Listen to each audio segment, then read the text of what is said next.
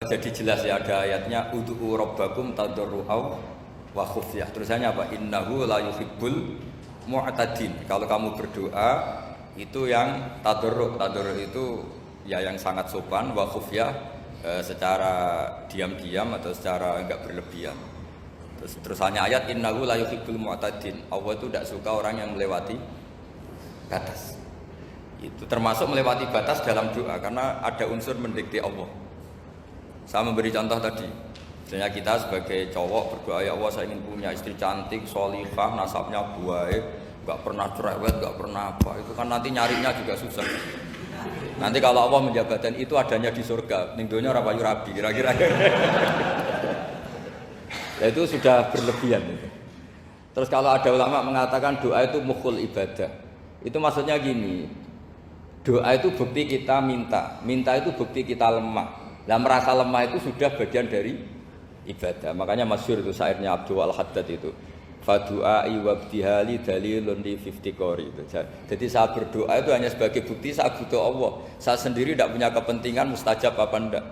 Jadi wali-wali yang mengatakan doa itu mukhul ibadah, sebetulnya itu malah wali-wali yang dari awal enggak kelintas disembadani apa enggak.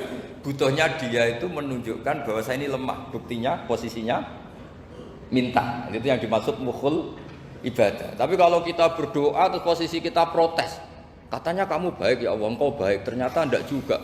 Buktinya semua doa saya enggak kamu kabulkan. Wah, ini malah doa kriminal jadinya. Jadi yang dimaksud mukhul ibadah itu doa itu bukti minta itu bukti lemah. Makanya ada syairnya Abdul Al-Haddad maksud fadu'a ibadihali dalilun li fiftikor. Jadi saya minta engkau ya Allah itu bukti saya butuh. Jadi itu bukan dua hal yang harus dipertentangkan. Jadi kalau doa dikatakan apa? Ibadah karena di doa itu minta. Lah minta itu bukti merasa kita lemah.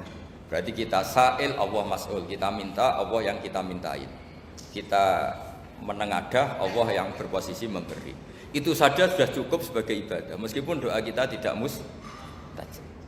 Karena memang tadi seperti itu. Kalau di ilmu-ilmu tasawuf itu apa ya, doa itu memang benar-benar sudah mukhul ibadah karena tadi perasaan merasa butuh sama Allah itu. Nah, merasa butuh itu, nah kalau kita berdoa merasa butuh sama yang kita minta, itu dalam ilmu tasawuf sudah kriminal, berarti kamu lebih butuh makhluknya. Misalnya begini ya, saya ingin punya rumah bagus, terus setelah punya rumah kredit saya utangnya banyak. Sebetulnya saya itu tidak pernah ingat Allah. Gara-gara utang banyak, kredit jatuh tempo, terus melibatkan Allah. Ya Allah, saya ini utang banyak ini, terus tolong dibayar. Sebetulnya saya itu ingat utang, cuma Allah tak libatkan kan gitu. Lah itu tidak akan jadi wali, yang jenis ini tidak akan jadi wali. Saya ingin jadi dosen, melibatkan siapa ya nanya? Melibatkan Allah, terus malam-malam bangun melibatkan Allah. Itu artinya apa? Kamu itu lebih ingin yang kamu minta ketimbang ingin Allah. Kalau wali itu enggak gitu, kangen Allah. Terus tahu Allah itu zat pemberi, karena tahu Allah zat pemberi terus minta. Maka yang dikangen itu ya Allahnya dulu. Kalau kita kan enggak, punya kasus dulu, punya keinginan banyak dulu. Baru ingat siapa yang bisa ya? Oh Allah. Terus Allah kita libatkan. Ya untungnya Allah baik, mau ramal utang bukan mikir, untungnya Allah tidak jawab itu. Jadi itu bedanya wali. Kalau wali itu kangen Allah dulu, baru minta. Kalau kita enggak, banyak masalah dulu, baru melibatkan Allah. Nah yang jenis ini tuh bahaya, kalau enggak disembadani mesti ngomel ya. Gusti katanya kalau yang minta kamu kabulkan, ternyata ini enggak. Nanti kalau Allah jawab, kamu itu tidak kangen saya, kamu itu kangen uang, kangen perempuan cantik yang kamu inginkan. Terus kamu melibatkan saya. Urusannya apa saya dengan itu? Pak, makanya tidak usah nuntut karena awalnya sudah salah. Ya saya kira itu ya. Jadi ada ayat apa? Ud'u rabbakum tadarru'aw wa khufyah. Terusannya apa? Innahu la yuhibbul mu'tadin. Itu di semua tafsir dikatakan Allah enggak suka orang yang berlebihan dalam doa. Berlebihan tadi misalnya minta sesuatu yang terlalu besar, atau permintaan kemarin saja lanu addi syukroh, kita tidak bisa memenuhi mensyukuri, sudah minta lagi.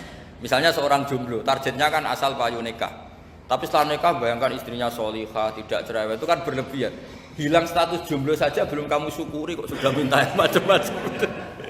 Jadi harusnya kan syukur dulu ya. Sekedar laku nikah ini kan ada syukur yang harus, seperti jadi dosen juga gitu. Sekedar jadi dosen harus kita syukuri dulu karena menjadi kita tidak nganggur.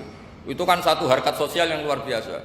Jangan tahu-tahu sudah hari kedua cari intensif, cari ini itu, syukurnya aja belum sudah kemana-mana. Lah itu sudah mu'tadin, sudah melebihi apa? Batas. Ya saya kira demikian.